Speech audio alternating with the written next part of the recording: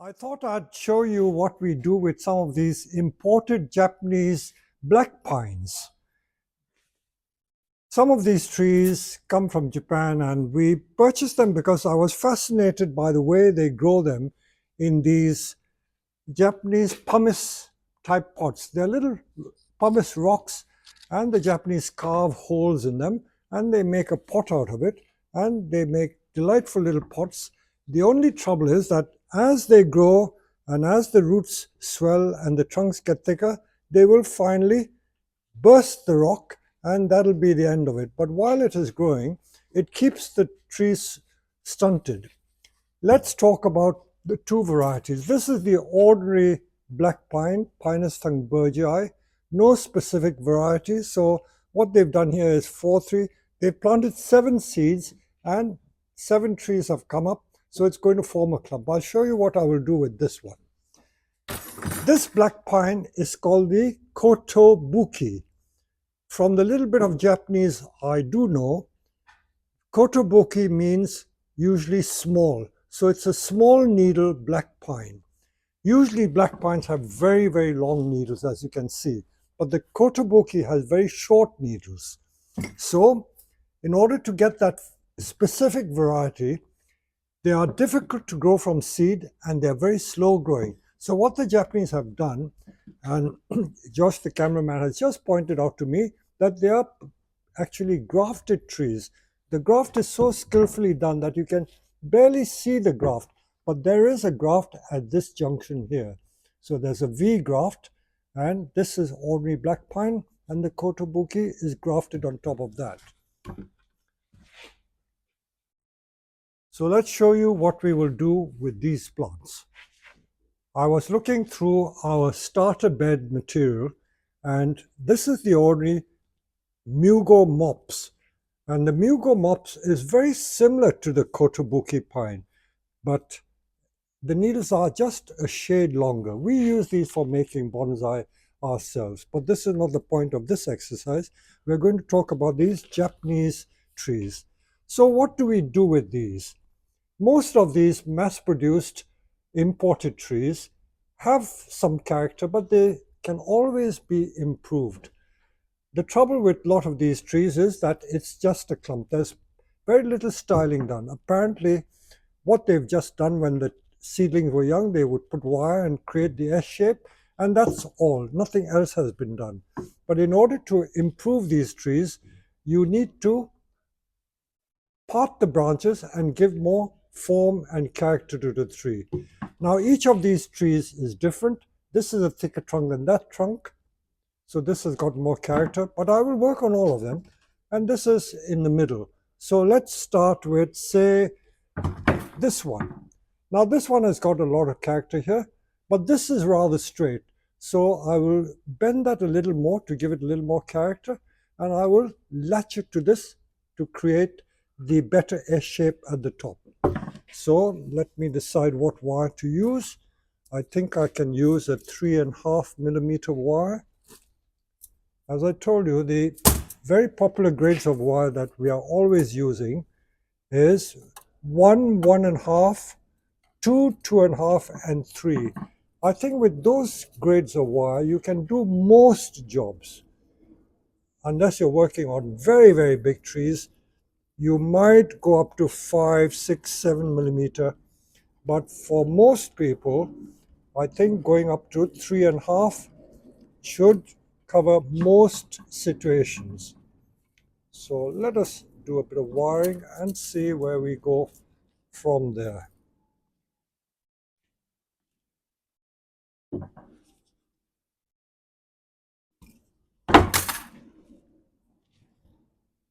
So I'm going to give a twist here.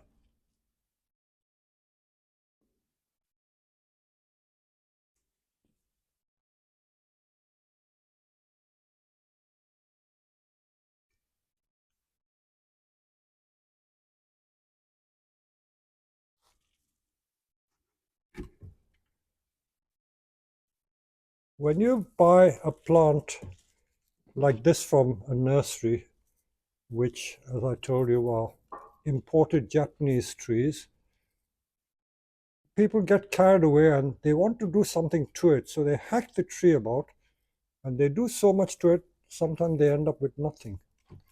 They keep cutting away. So be a bit judicious and think before you cut. I try to visualize the shape. So that lovely S shape, I'm trying to improve that or extend that S shape at the top because that bit is very straight. So I'm going to bend the top part. And I've anchored the wire to a thick branch here rather than wrap the wire right up the trunk. I think this should suffice. It's only to provide an anchor. And then we'll keep going that way. Do be careful with many of these pines and even junipers. They can be brittle. So don't be over enthusiastic and try and bend too much.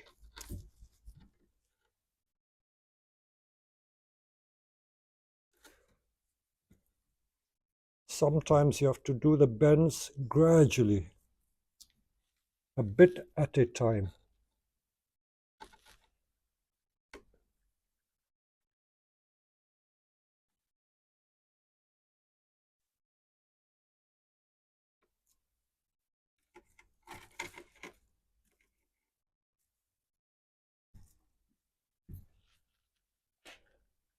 I've often wondered why certain designs work and other designs don't work.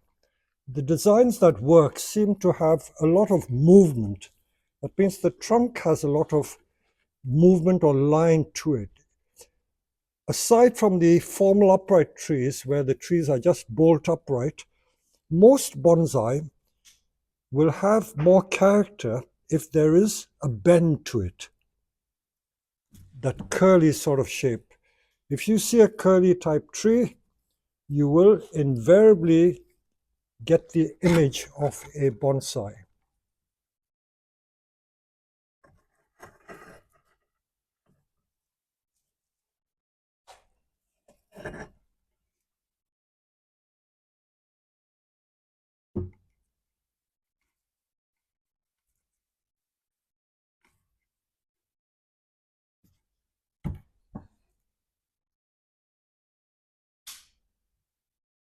Now straight away, what I thought was the front is no longer the front. I was hoping to look at a tree from this side, but looking at this side, it begins to look quite different. Can you see the change in character already? Just a bit of wire. I've made the triangle a bit wider,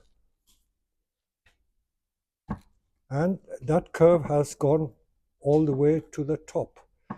I'm trying to keep as many branches as possible because, as I said, I don't want to fall for the trick of being over enthusiastic and taking too much off. Don't get carried away.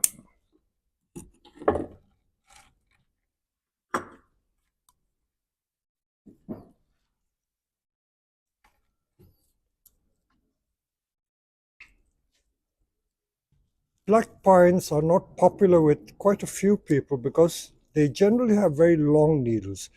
But as I pointed out, the kotobuki has rather short needles. And that's why it is desirable just for that characteristic. Now I'm just wondering whether I can use this branch. This could be too close to the trunk. And if it's too close to the trunk, it could hide the trunk line. So if I were to do this, you see it's too close to the trunk, it may hide the trunk. So off it comes.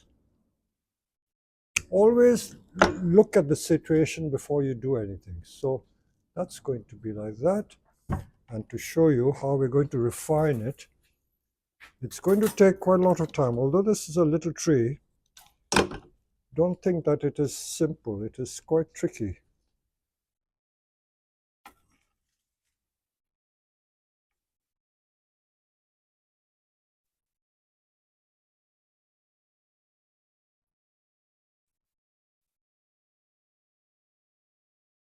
And we'll try to arrange the pads flat, like so. So if that's going to be the front, See, that's a very nice front like that, and then the head is coming down. Now, do we need some of these? I will keep this for a while. I can always take them off at a later stage.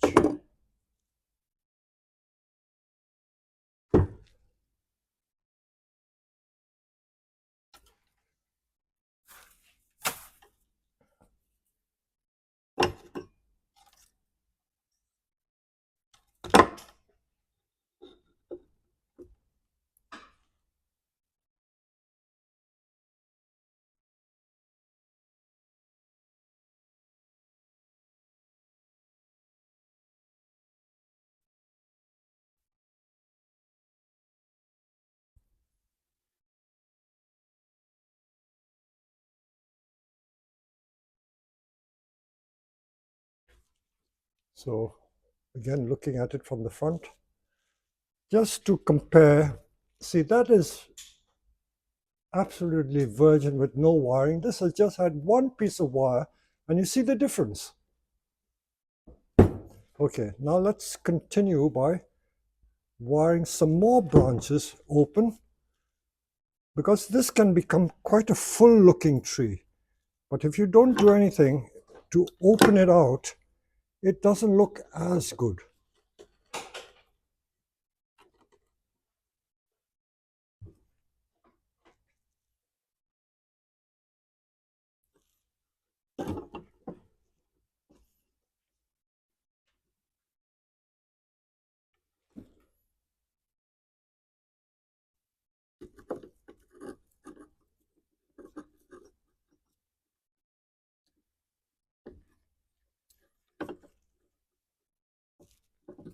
Also, by opening it out, you allow more air to get into the tree. So by letting more air in, there's less chance of disease developing in the tree. See, some more, and then we can open these out as well.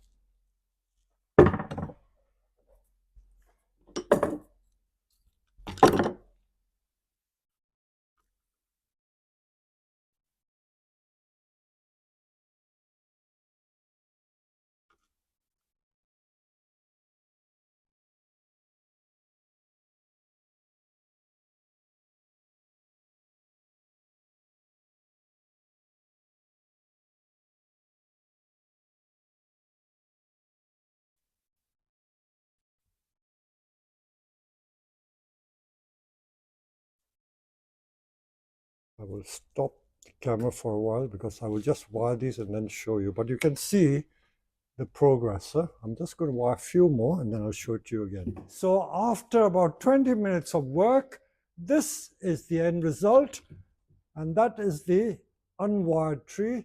And if you take one of these and open it out, you'll get this sort of effect. How nice is that? And when the rock eventually gives way, you can smash the rock and put it in a pot. I will also work on these two, and when they are done, I will show you the end result. So this one again, what I do is I find two fairly thick branches, which is this and this, put wire on these two and give a S to that. This one also has some thick branches, so probably that one and that one. So I'll work on these and show you what we do with these. Okay? So what will we do with this black pine? This is a clutch of 7 seedlings planted in this pumice pot, and looks a bit interesting, but we could improve on it further. So black pines, if you keep them pot bound, the needles do reduce and they do back bud as well. And by back budding, see, this is what I mean. See this thin stem? That is a new bud. And look at this one. These are the new buds. So they do back bud. So don't despair. You will get a lot of branching from these trees. So let's give it more character by wiring some of these branches to give them a more sinuous look to it. So I'm trying to find pairs of trunks which are of similar thickness, and then I will proceed to wire them together. And from experience, I know that this is 2.5 mil wire. 2.5 mil will just about do. So let's see. Many people ask me, how do you know what grade of wire will do what particular job? You get a feel for it, but by and large, you do get to know by working on the trees. The more you work, the more you will get a feel for what is appropriate.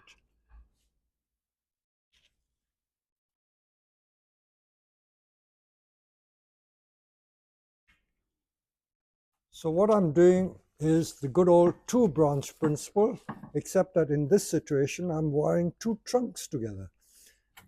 So the two-branch principle is simply a way of getting a good anchor for the branch, nothing more.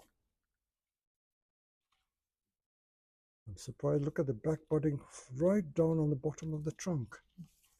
I've got to be careful not to destroy the new buds because they're rather tender. I think they are this year's. These came from Japan over a year ago, so we've been growing out in the nursery for almost 2 years.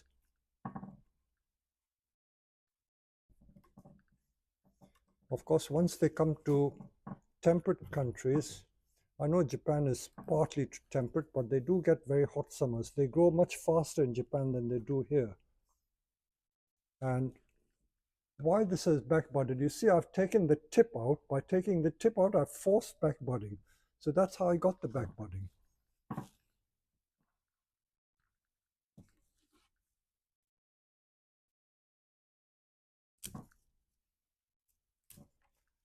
Some people get carried away by plucking needles. So what I've done so far is to wire every single trunk. I've used a selection of wires. I've used 2mm and 1.5mm because some of the trunks are thicker than the others. Although they're all the same age, some of the trunks are barely 2.5mm thick, some are like 3mm, some are like, I would say, 3 and a bit millimeter. Okay, so after wiring it, let's give it a little twist to give it more character and to open it out more.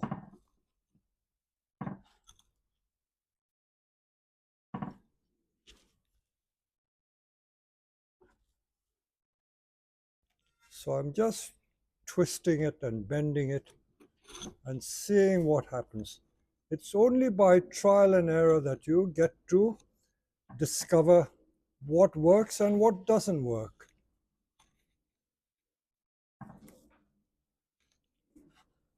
Even like artists and painters, they've got to try different techniques.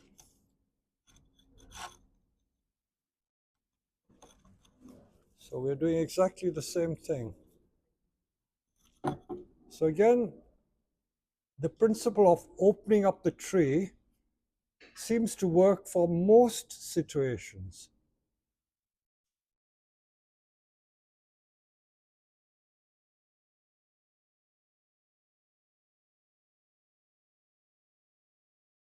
The pine fuse like a citrus tree as well at the base. Mm. Yes, they will. Clump style, kabudachi.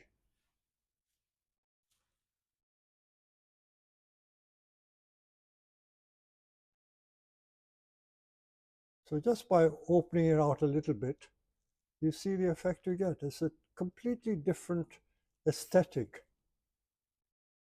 So you can keep playing with it till you like the shape. So rather than coming bolt upright, we've opened it out a little more. So I'm going to work on some more of these and I will show you all the end results together and you will be able to appreciate the value of opening out the tree. So this is an exercise in opening out the branches to improve the look of the tree. So let me show you what we have done. This is the one I did, and this is the one that Josh, our cameraman, has done. And his is probably as nice or even better than mine because he's given an extra twist at the top. You see, it made the S even more pronounced. So by continuing the sinuous line, you see how beautiful they look. So if we compare it with the unmade ones, what a difference, what a difference. And these barely take 20 minutes to half an hour to do. So, and Josh was just reminding me that at Christmas, these little trees are ever so popular, ever so popular. imported Japanese small needle black pine, kotobuki pine. So this is the after, this is the before. The after ones we will charge a little more because we've done a lot of work on them. I will just show you what we've also done. Because some of them were bursting the rock, we planted some in flower pots. And by planting it in flower pots, they are much greener than the ones which are in the rock. So they can become bigger trees if you plant them in a bigger pot to grow on. And let me show you the clump. This is the before and this is the after. Simply by opening it out, look at the difference. Very nice clump or kabudachi style. In time, these trunks will fuse together and they will become very credible as trees. And I dare say they will become much thicker. So I hope you've enjoyed this little video of how to improve these little black pines.